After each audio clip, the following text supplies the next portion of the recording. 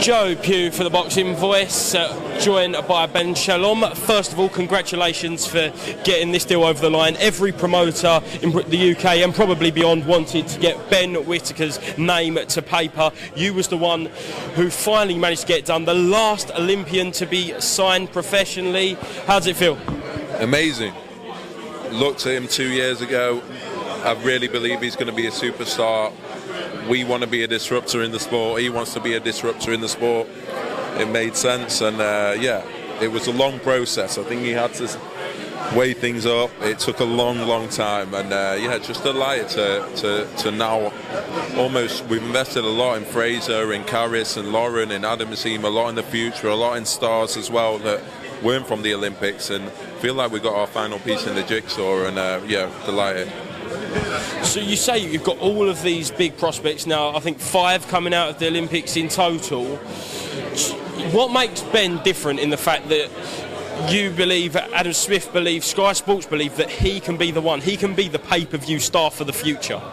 He definitely can, but they all have strengths. Fraser, we feel like, can move very quickly and be a big heavyweight star. Lauren Price is the most decorated amateur we've ever seen. Caroline Dubois at her age, Karis, Adam Azim. There's guys that aren't from the Olympics that can do it as well. But yeah, with Ben, I think, look, anyone that meets him, there's something special about him. He's not like anything we've seen before. And that's what makes us exciting. We know he was in a really elite weight category in the light heavyweight division in the amateurs. He's fighting men, he's fighting big guys. We know he can go to the top, but he's got that personality as well. And just unbelievable to have him. And he's the one that Sky believe will be the next box office star. And that's what the sport needs. The sport needs superstars. We've seen a lot retiring recently with Kell, possibly Amir. Fighters getting to the end of the road. We've got to find the next generation, and for us, we've got to invest in them because we need to create superstars for this sport to keep growing. And Ben Whittaker is one of them. You mentioned Kell Brook there. You was teasing us for a while that we possibly might get one more, but it was announced that he has taken the decision to go out on probably an all-time high for Kell Brook on that fantastic night in Manchester. From your point of view, what do you think made him decide to move away from the ring and not have that one last big fight? I think he was toying with it, but we always said retiring was a good option and probably the best option. And I think he wanted us to look at things like Chris Eubank Jr., possibly even Josh Taylor. But in the end, I think he'd had enough time out of the ring, things ran on, and he was ready to retire. And to be honest, I'm happy because I know it's the right decision. I'm sad because I was a massive fan of Kell Brook. Forget whether we promoted his last fight. For anyone of our generation, he was a man. Right? He was the most talented guy, in my opinion, of his generation.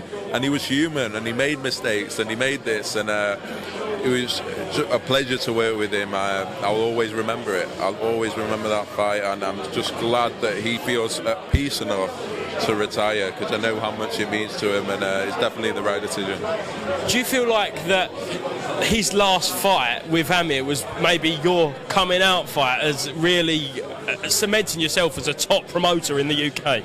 I think it was our first box office fight, and we'll always remember that. And it was special because, as I say, Amir and Kell were the guys that we grew up watching. Amir obviously was from local to me, and then Kell was a superstar that whole time. And so, yeah, that was our coming out fight. That was our box office event, and I'll always be grateful for both of them for it. And definitely the right decision. And Kell is happy, and that's what the main thing is, and he's achieved everything he wanted to achieve. Moving on to the Sky schedule then, this Saturday we return to the boxer tournaments, this time the cruiserweights in Manchester, and then June 11th we've got it rescheduled, Riakpor versus Turkey, some fantastic fights on that undercard. Congo Famela comes to mind, excellent bit of matchmaking there. Can you tease us with any other fight nights being scheduled?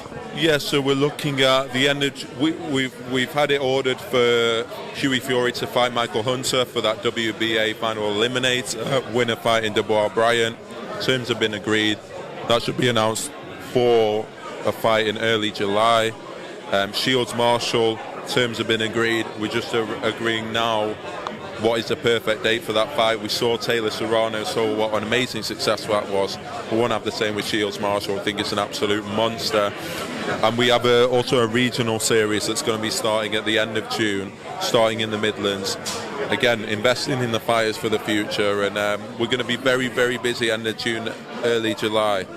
Obviously, we've got Haney against Kambosos and Beterbiev against Joe Smith Jr. in June as well. So it's an amazing schedule on Sky, and we've been pushing for those fights. And for us, it's a long term, and that's why we're here today. It's about investing in the long term. We want to have a very, very competitive schedule. I think we've done more fights than any promoter in the UK so far this year, and on a stable that's been brought together in about 6 months. So, yeah, exciting shows to announce, and at the same time investing for the long term.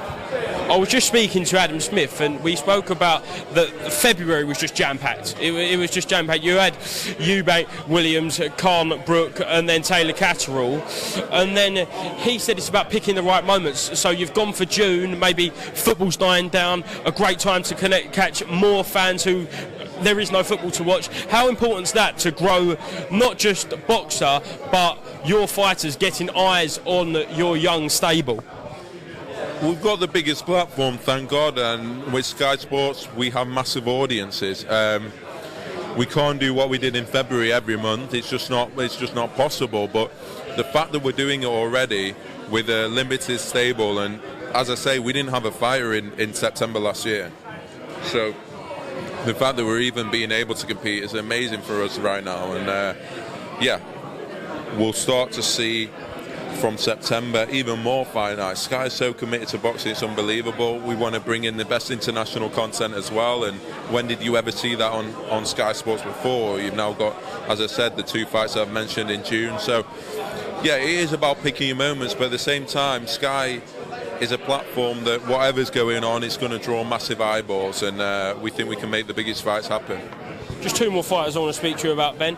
Dillian White, he's obviously a free agent. I know you've had some kind of relationship with him in the past, whether that be an advisor or something else. Is that someone you would love to bring to the boxer stable? Yeah, I think so. I don't think that's an immediate thing. I think it's going to take a bit of time, but yeah, I expect Dillian to fight on. There's some big fights out there. He's had an amazing relationship with Sky. He's been a pay-per-view star for a long time, and I expect he'll continue, and there'll be big fights out there, and we might be involved in the conversation. But at the moment, our focus is 3 years, 4 years down the line. Let's invest in the future. Let's keep the sport healthy. There's a lot of work to do. There's a lot of frustrations we have with the sport in general that we want to work on, and so we're invested in the long term. And if we can do fights with Dillian White in the short term, then of course we'll be there.